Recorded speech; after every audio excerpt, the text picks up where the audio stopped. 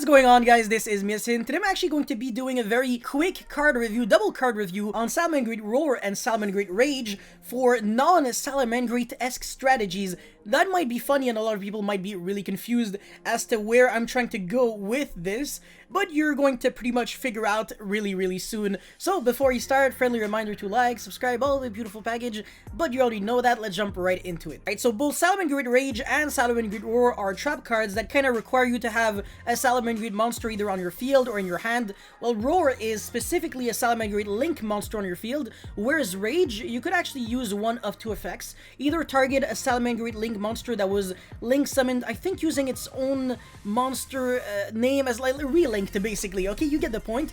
And then destroy cards your opponent controls specifically on the field without targeting. Or there's another effect where I think you can send a Salamander monster from your hand or field to the graveyard to destroy any card on your field, on the field, sorry. This time it does target, and it's only one card, but it actually allows you to destroy cards on your own field. So ironically, even when Salamander could actually use this card at its full potential, using the effect to like destroy multiple cards with, you know, targeting a wolf, targeting a heat Leo, sometimes people actually chose to use the second effect where, well, I don't know if it's the second or the first, but whatever, where you would actually send the Salamander monster either, probably from your field or hand, whatever, and then destroy your own card, which would be Artifact Scythe, in order to kind of unbreak the bad hands. Now, it's kind of easy to use a card like that, and even Salamander Roar, because if you can get a Salamander monster on your field, well, congratulations, you have a pretty powerful trap card, which is a proactive spot removal, and you have a counter trap which can negate literally anything and their mother. Now, which Salamander monster would you play in order to use these cards?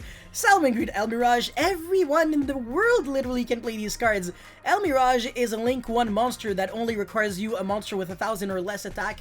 That was being normal summoned. So I don't know, I can think of so many decks right now that just make Mirage and don't even use it for anything. Like Altergeist, Cyber Dragons with the Cyber Dragon core. Altergeist, sometimes you're like, do I make Mirage or do I make Link Rebo with my Meluseek or my Silquiltis maybe?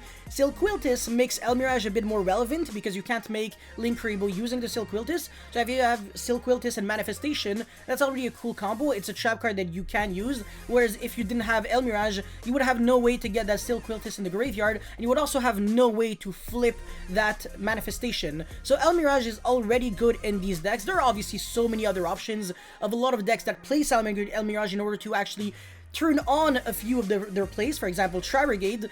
However, sometimes you would have to keep the Mirage, well, use the effect of Mirage in order to have more Link zones, so it's a bit less relevant in these decks. But seriously, for Cyber Dragons and Altergeist, Mirage has the potential to be super freaking nice. If you are, for example, in Game 2 or Game 3, you are, instead of trying to play Solemn Judgment, trying to play Salamander Roar, you draw your hand, Meluseek, Roar, and like Rage, whatever. You're like, this is hilarious. Normal summon Meluseek, make Mirage, search Multi-Faker, set a few back row pass, your opponent goes Lightning Storm or Harpy's Feather Duster, you just go Salamander Roar, and that's it, that's all.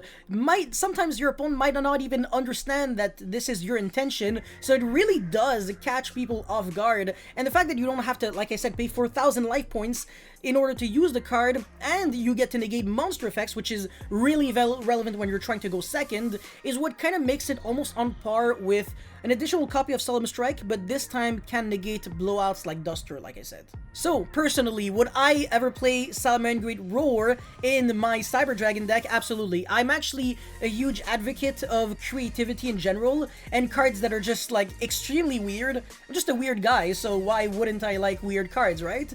That's just logical. So yeah, I would definitely consider playing Salamander Roar in your Cyber Dragon deck, potentially Salamander Rage as well, because you can get rid of your Mirage to destroy your own overflow and then chain.